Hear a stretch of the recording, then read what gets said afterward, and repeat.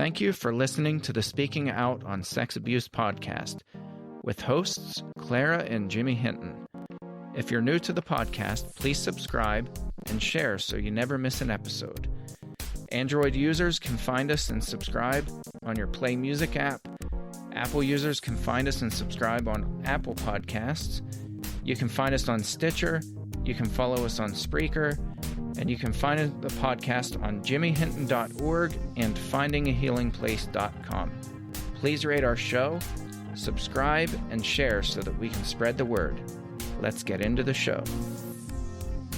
And welcome to this episode with host Jimmy Hinton. And Jimmy's mom, Clara. And a very special guest today. We have one of our patrons, Katie. Katie, say hello. Hello. And we're excited to have you today. We're going to be talking about triggers again. We had interviewed one of our patrons before, Helen, and she spoke about triggers. And Katie had reached out and said that she would like to give a perspective about triggers too. And we just kind of shared back and forth. And I'm actually intrigued. So I think we have a lot to learn, Katie.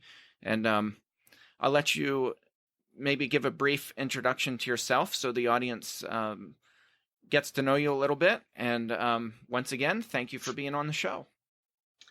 Thanks, Jimmy. I'm really glad to be here. Your podcast has made a big difference for me, and so I feel honored to be able to come on and talk with you guys today. I am a survivor of domestic violence, both in my family as a child and then later on in life as an adult. I'm also a survivor of sexual assault and kidnapping and spiritual abuse in the church. So I have kind of a wide range of experience with different types of abuse. And I think that gives me a unique perspective on the subject. Absolutely. Yeah. Wow. Well, I think we'll just dig right in and talk about some of the things that you had shared, just messaging back and forth. One of the things that you said that really caught my attention is this notion that from therapists to religious leaders to even the general population have this notion, this idea that people who are triggered from trauma need to do self-work, internal work. If you just do the internal work and really work on yourself, then things will really straighten out, and you'll be able to manage your triggers, et cetera, et cetera. And that's intriguing to me as a pastor, because we see so much of this in the church as it translates to victims being told things like, well, you just need to forgive for your own healing. You need to forgive and move on. And, so it's all this internal work as opposed to really managing the external things that are causing victims of trauma to be triggered. Because the reality is there are all kinds of things that trigger survivors of abuse, survivors of trauma. So that just really caught my attention, and I'd like you to speak to that a little bit. Yeah, so that's one of the things in your initial podcast on triggers that really struck me is that you kind of came from the other side of the perspective of triggers than what the general population kind of believes. When you get triggered out in the world, people tend to see you as being the problem, and they don't necessarily look around and see what else could potentially be causing your reaction. There's an assumption in our society that we create our own reality, and that anything that we are experiencing is somehow something that we drew to ourselves and something that we need to work on our reaction to what's happening. So like the concept of whatever happens to you is not how your reality gets created, but it's how you respond to what happens to you. And that's a really great concept, and it works very well until you start talking about trauma and abuse. So if we're talking about a normal, healthy person who's walking around in the world and they get triggered by something, then there's a chance that it's just something inside them that they're reacting to. So the perspective that a person who's being triggered is being triggered because of something that's wrong inside of them is not a correct notion. It's not always the case, but it sometimes is the case. And so the folks that are out there, like the therapists and counselors who are working on making sure that, oh, if I get triggered by something, then I need to look inside myself and see what needs to be healed, and then work on those aspects of me, and then moving forward, I won't be triggered anymore. There's that concept that the majority of people have. Mm-hmm. And then there's the concept that you brought up in your podcast on triggers, and that I believe, was it Gavin DeBecker who wrote the book, The Gift of Fear? Yes. Yep. That was Okay, Gavin DeBecker. So that concept in The Gift of Fear, that a trigger is actually, when you get triggered, it's actually your normal, healthy response to danger that's somewhere. Now, because the danger isn't always obvious, we don't always see it. But that's sort of his concept, is that no, triggers aren't necessarily this thing that you have not healed in your past and therefore you need to go fix. You might actually be in danger. So, like our pastor, there's a church that I attend here from time to time, and the pastor of that church did a series on triggers, and his whole come from was, we need to work on ourselves so that when we're in relationship with other people and this other person sets us off, that we need to be the ones to calm ourselves down and take a step away, and then come back after we've healed whatever that thing was in the past that we haven't yet healed. Well, that doesn't put abuse victims in a good position. I think it puts them in an unfair position.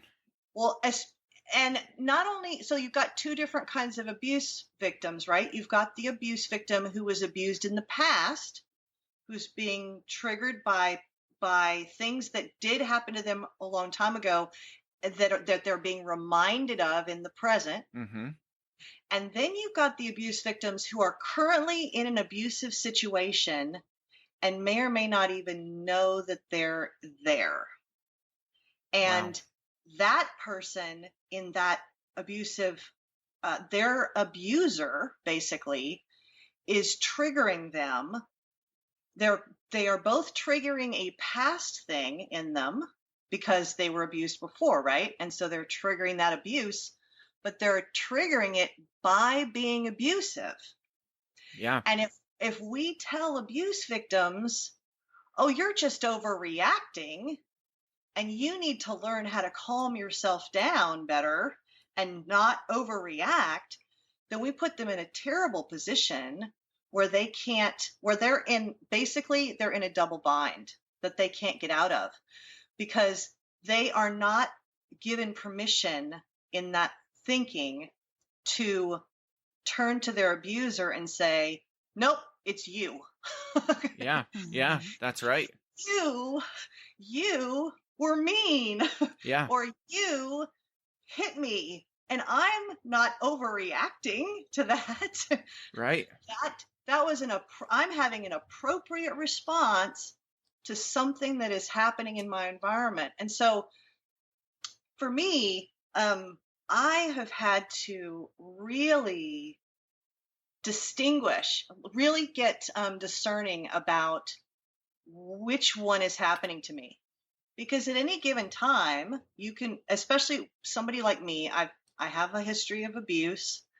I have post-traumatic stress disorder, which there are actually therapists and researchers and clinicians that are looking to change that that acronym to post-traumatic stress response. I like that. Specifically to address this issue, because you're having a response to an abnormal thing in your environment, as opposed to you have this disorder that has developed because of your victimhood or your victim mindset, right?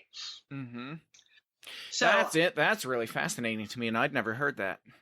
And that makes perfect sense. The post-traumatic stress response, Yeah, because disorder assumes that because of the trauma that happened to you, you developed a disorder.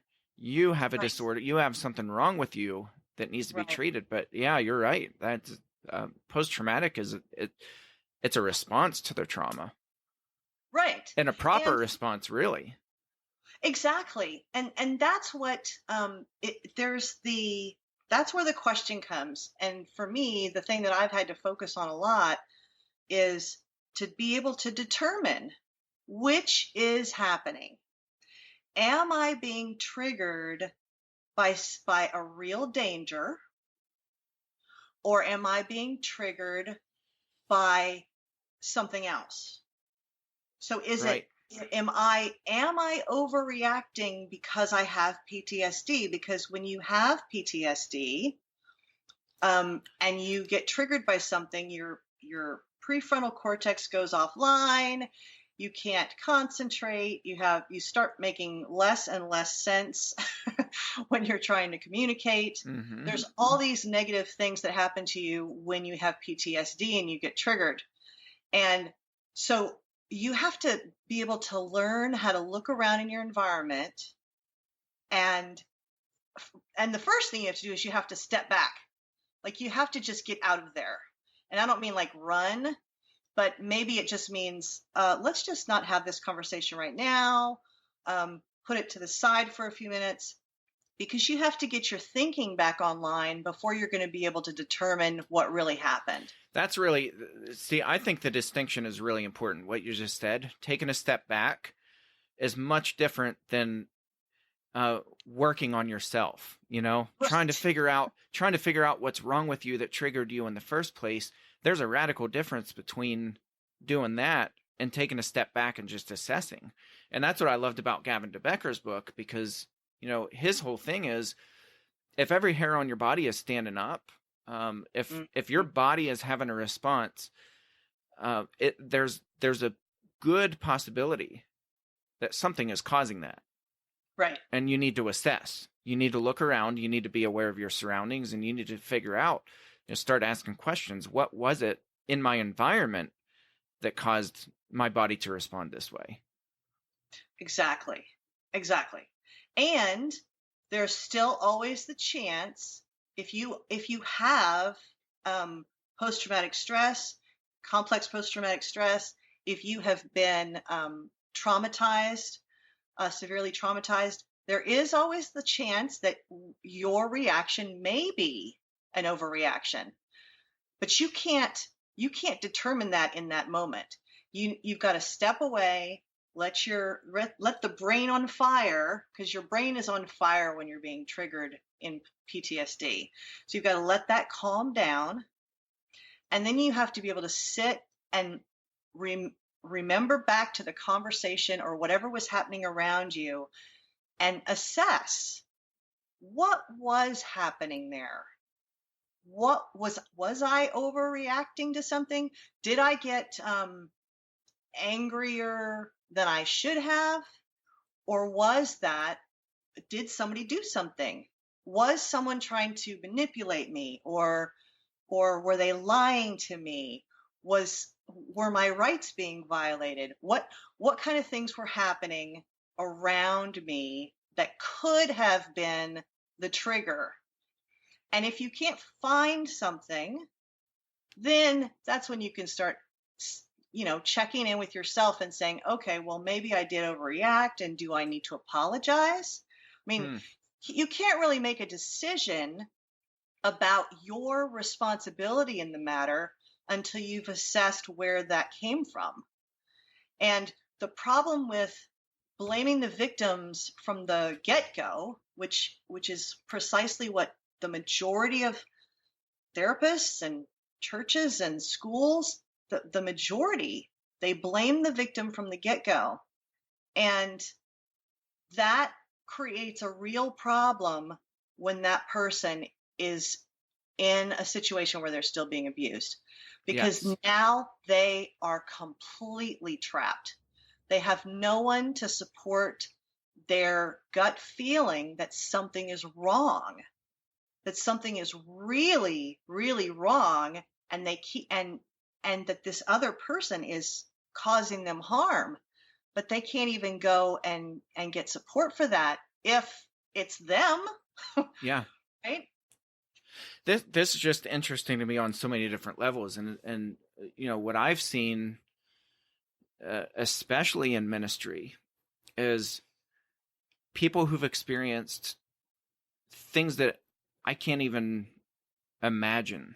In my craziest mind, I can't imagine doing these things, and these survivors have had them happen to them. And yet I find them most often, survivors that talk to me, I can just tell that they've been conditioned to really believe that this somehow is their fault, or that the reactions that they're having to the trauma is somehow their fault. And so what that comes out as is in the form of apology. And so I find survivors constantly apologizing to me for even the possibility of offending me. And I'm like, it breaks my heart that they're so conditioned to be apologetic for everything, that's the first response is to come off and apologize. And they're so afraid, so many of them, so many survivors are afraid to speak their mind, or like even with the podcast, we've had some different people at different times have reached out to both of us and just said, there was something that you said that either it just didn't make sense, or it might have come off as offensive or uninformed, or whatever the case is. And it's almost like they're just so scared to tell us that. And I'm like, you never have to be apologetic to come to us and to critique us, or to speak truth, or to say that something we said didn't click with you, or something we said hurt you.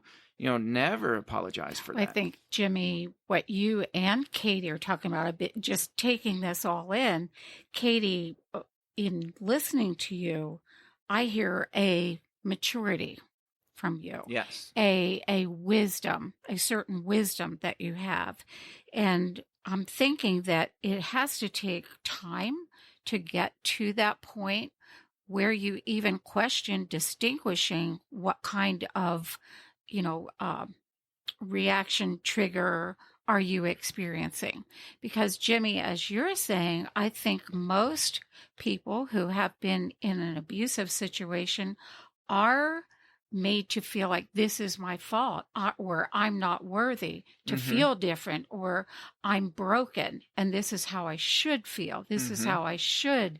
And it's a terrible cycle that rather than working, I don't know quite the language I want to say, working through or the trigger to find out what's causing, what assessment. The word that Katie used. Right. Assessment is great. Assessing your surroundings and assessing. Right. Am I overreacting, or am I not? Is there an external? Yeah, that assessment process is so important. It is very important.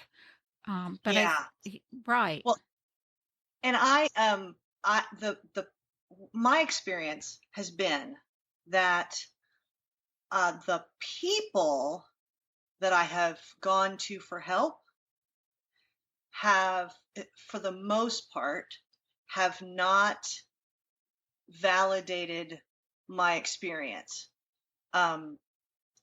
The books that I have read have been much better at validating my experience. And so what I started doing from the very beginning, when I started getting responses back from professionals, because I've been in therapy for several years, and my therapist is not really trained in domestic violence. And I was in an abusive relationship while in therapy. And it was not, I mean, it took years before it was even clear that that's what was happening, because of her position, her come from with, I mean, therapists, their focus is to have you, they got to work with the person in front of them. Mm-hmm. Right. And so they that automatically creates this environment where you're working on you. And unless a person's been trained in trauma and domestic violence, they don't really understand that this person that they have in front of them is being provoked continuously every time they leave their office.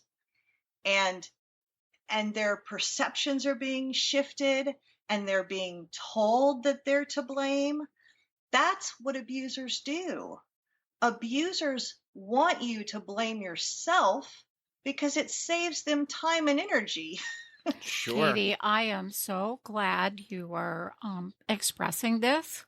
When I was still married to Jimmy's father, Yeah. I went into therapy because I knew things were wrong and something wasn't right. And you talk about triggers that cause an alarm to go off. There just were with me, but I didn't know what it was at all. You know, and Right. I had been told for years by him that it's me. Right.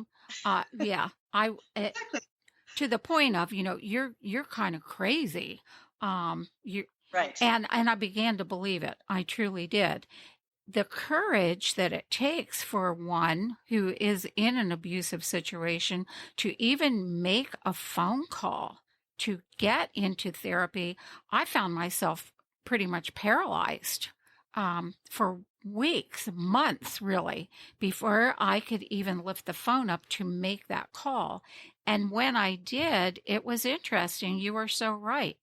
I was the focal point, and I was given all kinds of suggestions how I could work on me, which isn't Right. what I needed. That is not at all what I needed. Well, I don't know if I did this to you, but therapists will give you recommendations on Yes. how you can avoid Mm-hmm. upsetting your partner, Right. as if it is the upsetting that you are doing that is causing them to abuse you. That is not what's happening. Right. The abuser has an agenda. Yep. They are trying to control and dominate you. Absolutely. And so it doesn't matter what you do. Right. If you do everything in your power to keep from quote unquote provoking them, all that does is make you smaller and smaller and smaller in your life, in your who you are, in your soul and spirit, in your heart. And that's what they want. Absolutely. They want you small, because the smaller you are, the easier it is for them to be in charge. The more power and they have. keep you Right. under control. Exactly. Validation is a key word, and I'm glad once again you use that word also. You know, without validation, we have nothing. Actually, you know, I think that validation is key. And with that, I think, Jimmy, did you have a question you wanted to ask? I know both of us were talking about your comments that you shared during childbirth. That was, to me, that was really amazing, and how that all played out. Would you feel comfortable sharing that? Sure. Okay. That was very interesting. And when I was pregnant with my second child, I hired, probably isn't the right word. I got a midwife for the birth. All three of my children were born at home. Mm-hmm.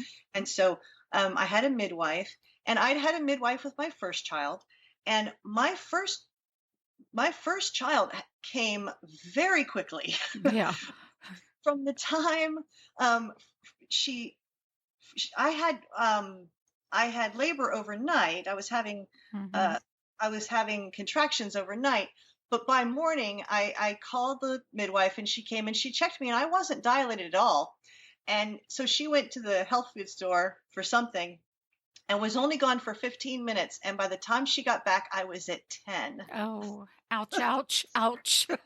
And so, yeah, ouch. So then 45 minutes later, I had a baby. Ooh, and so okay. It was very fast. So my second midwife, who was a different midwife because I lived in a different part of the country, she was expecting this to be a very fast labor and delivery. And so when my water broke, from the time my water broke until the time he was delivered was 28 hours.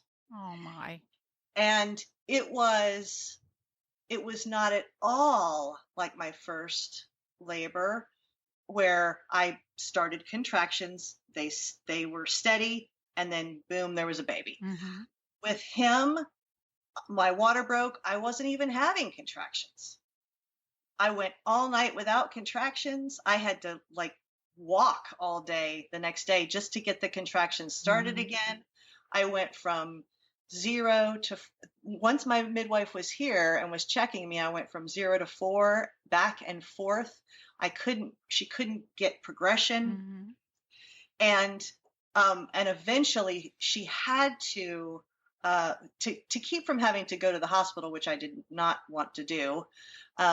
Because of my abuse history, I didn't want to have someone else in control of my baby's birth. I wanted to have a midwife who would honor my wishes and keep me and the baby safe. And so I didn't want to go to the hospital. And the only way that we could find to be able to have the labor progress enough that I could actually start pushing was for her to manually dilate me, which was excruciating. But it was the only way to get the baby.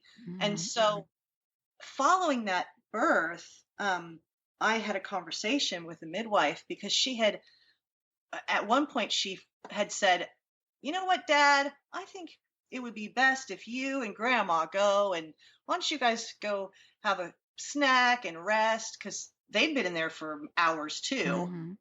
And when I talked to my midwife later, she told me that the reason why she had him leave the room was because it became clear to her that I was afraid of him.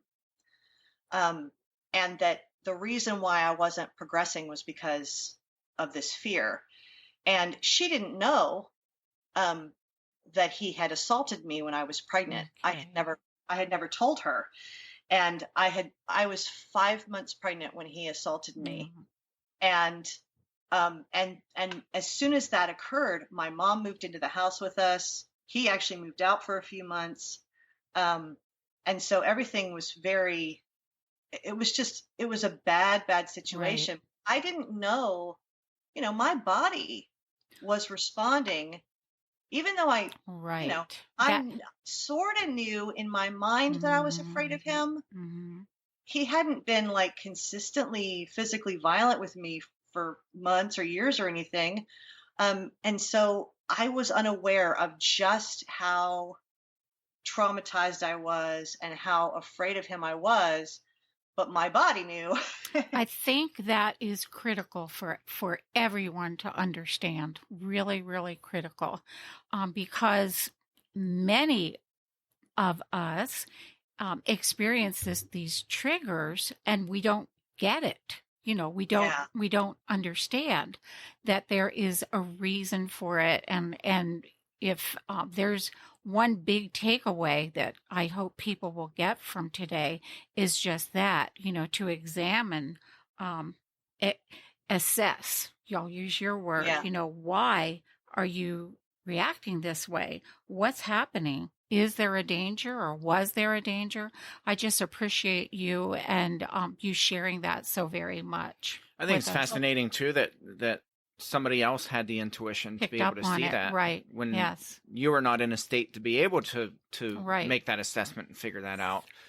Right. That's so important for people to recognize when other people are being triggered, and to not say, Katie, you need to work on yourself. Yep. She did what humanity should do, and say there's got to be a reason why. How wise of her, right? Yeah. To why, like you said, pick up on your that. body's responding this way. Right. Right. Wow, that's a great insight. I hadn't really thought about it from that perspective, but yeah, thank goodness I had a midwife and not someone who was more, controlling of the situation. And that's, I mean, it's my little plug for having babies at home. is that there you go. They're really thoughtful about, they're trained in respecting you and respecting your wishes and in treating you with honor. Whereas, not all medical staff is trained the same way. So, that's my little midwife plug. There you go. Yeah, this is, I don't know, it's just very fascinating to me, and useful, very useful too, helpful. We started the first podcast that we did on triggers by saying that we have a lot to learn, right. And that until we have these discussions and we're open about it, and instead of just having the cliche response that, well, you're being triggered, so you need to work on yourself, until we change course and start really having open dialogues and learning from each other, I think we're going to perpetuate the problem, and I don't want to see that. I want to see us be a community where when people are being triggered, we act as your midwife did, and we say, okay, what's really going on here? And how do we help shield people from the environment that's causing these triggers? Absolutely. Right. I completely agree with all of that. Abusers are using something to their advantage, and that is this concept that certain things are private and that you shouldn't talk about them out in public.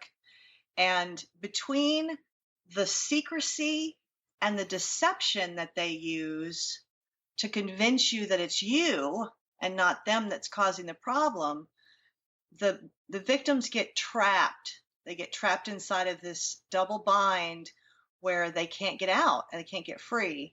And if we can start to be much more open and communicate about the ways in which abusers use deception and manipulation in order to control people, then we'll be able to see that better when it shows up in our church or our school or our home. But it's going to require a lot of education to retrain people's thought process, because the automatic is still, it goes to blame the victim. Right. And we have to retrain that thinking. Yes. Yeah. And that's certainly magnified when people say, oh, but, especially because he's such a good guy, Right. Yeah. And abusers know this. They know it and they use it. And so they develop and increase that persona and that facade.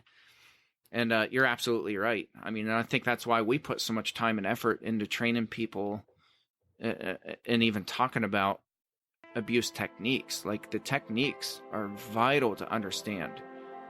Step by step, what are these guys doing, and what's going on in their mind, and how are they controlling people, and how do they manipulate people, and how do they fool everybody else? And that's Exactly. just so important. Absolutely. Well, Katie, I don't know if you have anything else you wanted to share with us before we wrap it up, but I'm certainly intrigued. I think we could have 900 of these conversations. I think this was so important, Katie, and I certainly appreciate, I know Jimmy does also, appreciate you sharing with us. It is so important to get these messages out, to others. And the validation that you've brought forth just by your speaking today, I am sure is immeasurable. I know it is. So thank you so very, very much. Yeah. Thank you very much. I am honored. I'm honored that you asked me to be here, and I'm honored to be able to share, because I know the experience of victims for other victims can mean so much to them. So it's my honor and privilege to be able to share some of the things that I've learned. So thank you for having me. Thank you. Absolutely. Well, and to our listeners, we want to thank you too for your continued support and for tuning into this episode, and we'll catch you next round. Thanks again for listening to today's episode of the Speaking Out on Sex Abuse podcast. Thank you to our patrons who make this podcast possible. If you found it helpful, please follow on Spreaker, subscribe on Google Play Music, Apple Podcast, or Stitcher. If you believe in what we do, consider supporting the podcast by becoming a patron, and check out the cool rewards our patrons receive. Share with your friends and tell the world. Join us in speaking out on sex abuse so we can change the tides and prevent abuse.